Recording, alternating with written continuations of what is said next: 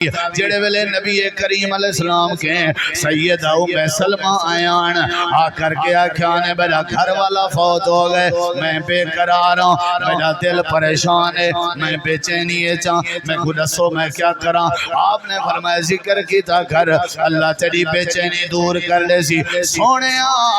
ذکر سمجھاؤ کیڑا کرنا چاہیے ہے؟ آپ نے فرمایا پڑھیا کر اللہم اجرنی فی مصیبتی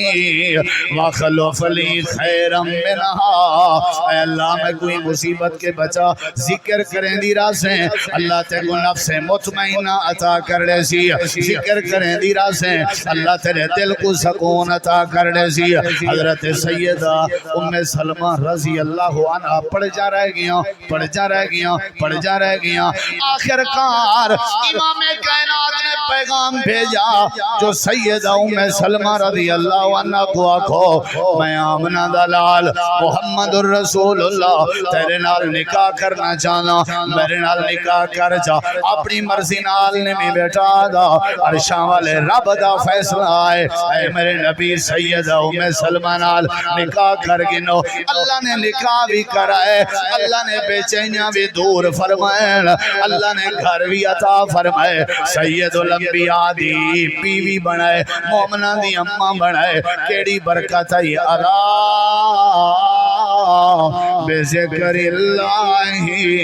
تطمئن القلوب۔ نفس مطمئنہ واسے پہلی چیز ہے جو اللہ دی تقسیم تے راضی رہے، دوسری چیز ہے کہ اللہ دے بارے گمان سونا ہوئے، تیسری چیز ہے کہ اللہ دا ذکر عام ہوئے، اللہ والنفس مطمئنہ عطا کریں دے، چوتھی جڑی چیز ہے جڑا بندے کو دلی طور سچ نال پیار تے جھوٹ نال نفرت، دلی طور فارمیلٹی نہ ایویں کاغذی کاروائی نہ، دلی طور تے خود بندہ سمجھ گنے جڑا سچ نال پیار تے جھوٹ نال نفرت شروع تھی ونجے سمجھا ہے اللہ نے تو کو نفس مطمئنہ نصیب کر دیتی۔ سچ نال پیار تے جھوٹ نال نفرت، نبی صلی اللہ علیہ وسلم فرمائے دا ما یریبک الی ما لا یریبک فإن الصدق طمانین وإن الکذب ریب، فرمایا